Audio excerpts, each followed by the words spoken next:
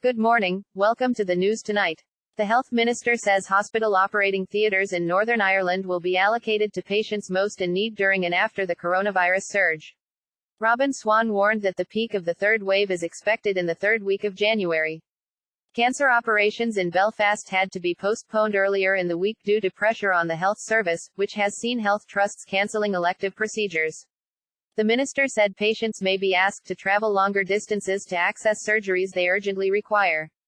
A further 20 people have died with COVID-19 in Northern Ireland in the past 24 hours. The latest figures from the health department also showed 1,500 more positive tests for coronavirus here. It comes as Northern Ireland entered into tough new restrictions to help stem the spread of rising COVID-19 cases. A stay-at-home order was introduced on Thursday at midnight so that no one can leave their home without a reasonable excuse.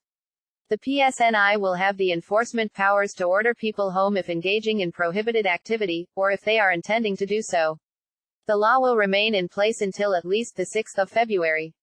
Robin Swan said an even greater number of NHS staff will have to be redeployed in the days and weeks ahead to meet urgent and immediate needs of extremely ill patients. He said, I have approved the establishment of a new regional approach to ensure that any available theatre capacity across Northern Ireland is allocated for those patients most in need of surgery both during surge and as we come out of this surge. This will include seeking to fully maximize all available in-house health and social care and independent sector capacity.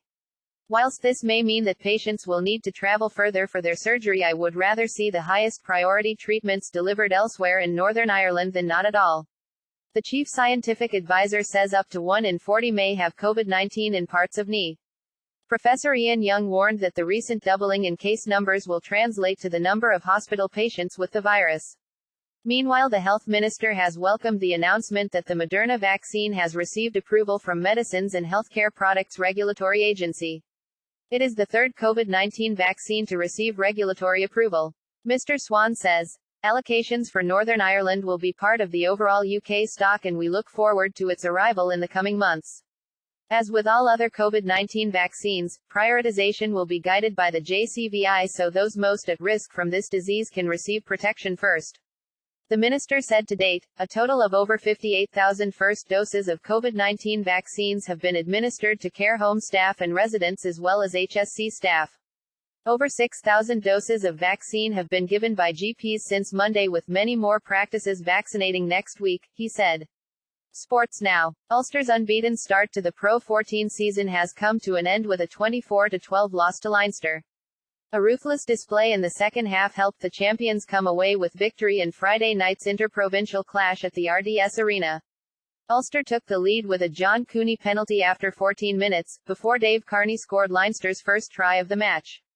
Further penalties from Cooney put the visitors 9-5 up before the break.